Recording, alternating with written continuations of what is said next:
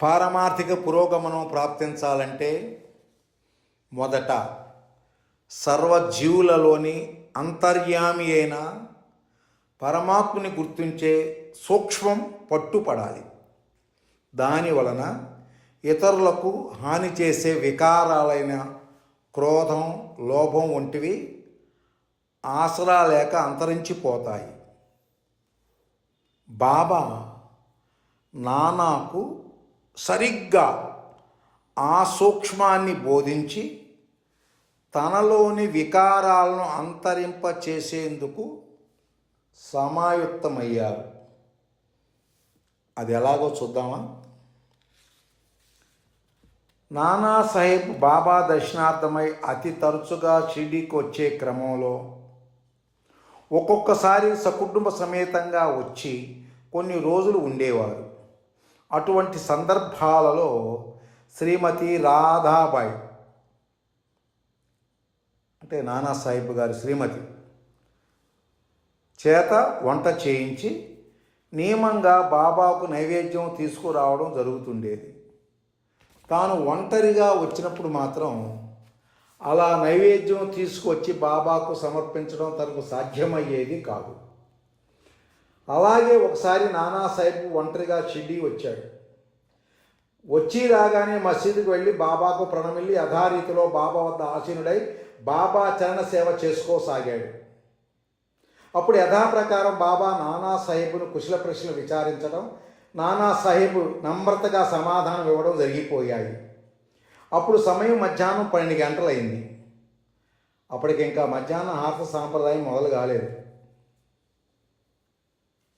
నానాసాహెబ్ బాబా వద్ద అనుమతి తీసుకొని తన బస్సుకు వెళ్ళి స్నానపానాదులు మరియు సంధ్యావందనాలు పూర్తి చేసుకొని భోజనం గట్రా చేయవలసి ఉంది.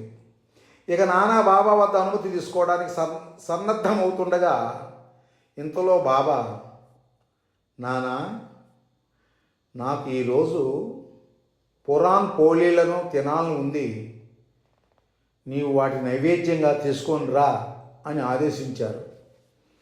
బాబా ఆదేశం విని నానాసాహెబ్ ఒక ఇంత ఆశ్చర్యానికి లోనై, అదేమిటి, నేను ఒంటరిగా వచ్చానని తెలిసి కూడా బాబా పురాణ్ పోళీలు చేసి నైవేద్యంగా తీసుకురమ్మంటున్నారు అని మనసులో అనుకుంటూ, బాబా, ఇప్పుడు చాలా సమయమైంది, నా వెంట నా శ్రీమతి కూడా రాలేదు, ఇప్పటికిప్పుడు గ్రామంలో అంటే షిర్డీలో షిర్డీలో కూడా పురాణ్ పోళీలు చేసేవారు దొరకడం కష్టం.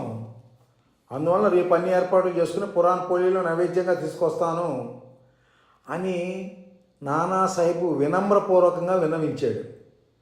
కానీ నానాసాహెబ్ మాటలను బాబా ఏమాత్రం పట్టించుకోకుండా, ఆలస్యమైనా పర్వాలేదు, నాకు ఈరోజే పురాణ్ పోళీలు తినాలని అనిపిస్తున్నది, కనుక ఇప్పుడే చేసుకుని తీసుకునేదా అని పునరుద్ఘాటించారు.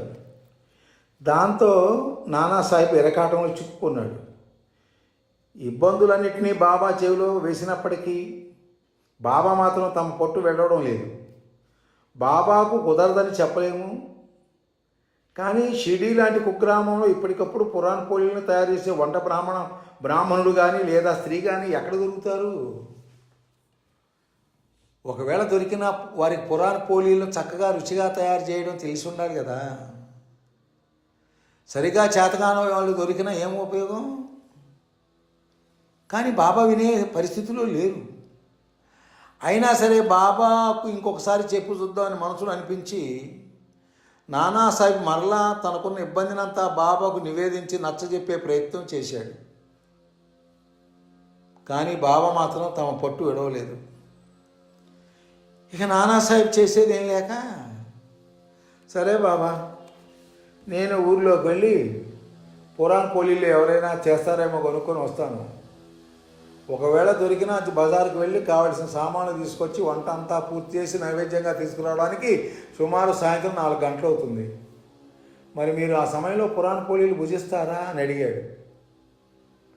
అందుకు బాబా, సరే అలాగే, కానీ అప్పుడే తింటాను, నువ్వైతే పురాణ్ పోళీలను చేసుకొని తీసుకొని రా అని అన్నారు.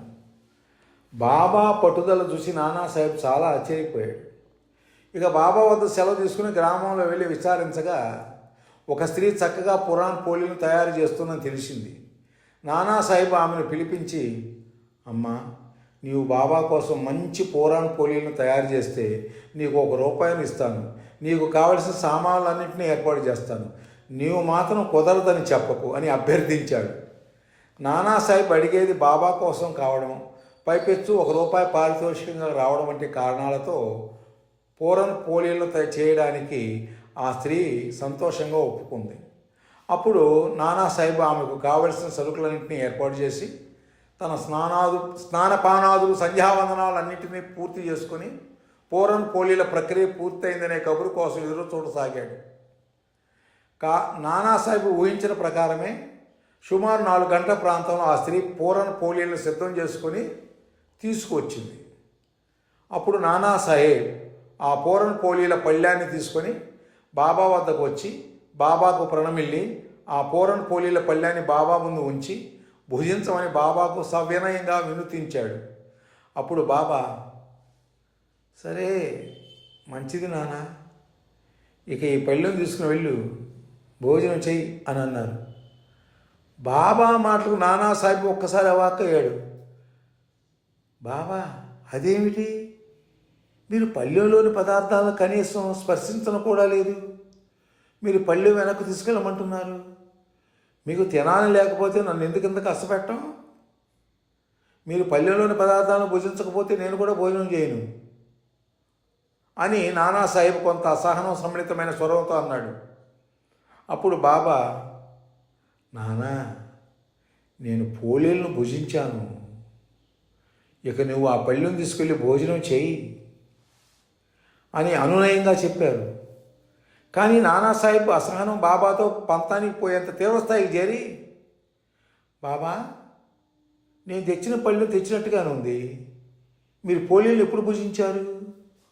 మీరు పోలీలను భుజించడానికి నేను పళ్ళెం తీసుకువెళ్ళే ప్రసక్తి లేదు, అంతేకాదు నేను కూడా భోజనం చేయను అని అంటూ పళ్ళెం అక్కడే బాబా ముందు ఉంచి తాను విసురుగా లేచి మసీదు నుండి వెళ్ళిపోయి ప్రక్కన ఉన్న చావడిలో స్తబ్దుగా పడుకుంటూ పోయాడు. ఎప్పుడూ తమకు ఫలానా ఆహారం కావాలని అడగని బాబా అప్పుడు అలా అడిగి మరి ఇలా చేస్తున్నారేంటి?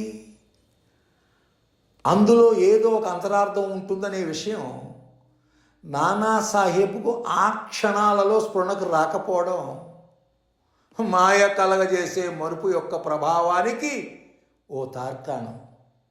తన యొక్క అవాంఛనీయమైన అసహనం కోసం తనను ఒక విధంగా బాబా పూర్వం ప్రసాదించిన అనుభవ జ్ఞానాన్ని మరుపులో పడేశాయి.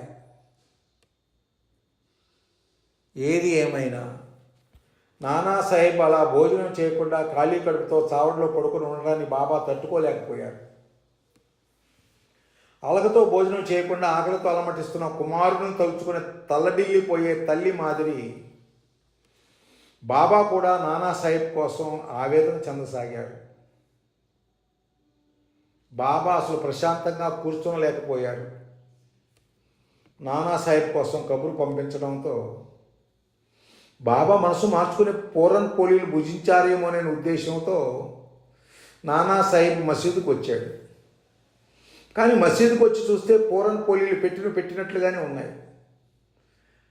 బాబా కనీసం చెయ్యి కూడా వేయలేదు అనే విషయం నానాసాహెబ్కి అర్థమైంది.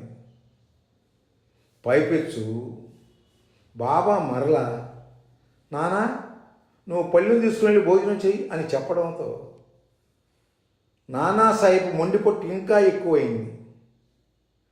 నానాసాహెబ్ మొండిపొట్టు చూసి బాబా కొంచెం కోపంతో, నానా, ఏమిటిది?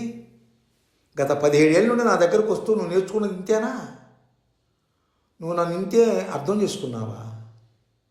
బాబా అంటే ఈ 3.5 మూరల దేహం మాత్రమేనని నువ్వు అనుకుంటున్నావా? అరే, నేను చీమ రూపంలో తింటాను, ఏక రూపంలో తింటాను, నాకు ఏ రూపం అనిపిస్తే ఆ రూపం ధరించి తింటాను. నేను నీ పోలీలను ఎప్పుడో భుజించాను. వెళ్ళు, ఇక వెళ్ళి భోజనం చెయ్యి ఊరకనే మొండి పట్టి కూర్చోవద్దు అని అన్నారు. బాబా యొక్క కోపం చూసి నానాసాహెబ్ తన మొండి పట్టును కొంచెం వదిలి, బాబా మీరేమో పోలీలను తిన్నామని అంటున్నారు, పెట్టిన పళ్ళెం పెట్టినట్టుగానే ఉంది, నాకు అసలు ఏం అర్థం కావడం లేదు, కాస్త నాకు అర్థమయ్యేటట్లు చెప్పండి, అప్పుడు ఈ పల్లెరాన్ని తీసుకుని వెళ్ళి మీ ప్రసాదంగా భావించి భుజిస్తాను అని అభ్యర్థించాడు. అప్పుడు బాబా ఏదో కొన్ని అలౌకిక సంఘటనలను నానాసాహెబ్కు చేసి చూపించారు. నానా నువ్వు ఈ సంఘటనలను అర్థం చేసుకుంటే నేను పోలీలను భుజించాను అనే విషయం నీకు బోధపడుతుంది అని అన్నారు. నిజంగానే నానాసాహెబ్కు బాబా చేసిన సంజ్ఞారూప సంకేతాలు అంతరార్థం బోధపడింది. తనకు అలౌకిక ఆనందం కలిగింది. కనుల నుండి ఆనందాశ్రువులు ధారగా ప్రవహిస్తుండగా బాబా పాదాలకు సాష్టాంగ నమస్కారాలు అర్పించి పళ్ళెం తీసుకొని వాడాకు వెళ్ళి సద్గురు ప్రసాదాన్ని ఎంతో భక్తిభావంతో పరమోత్సాహంతో భుజించాడు.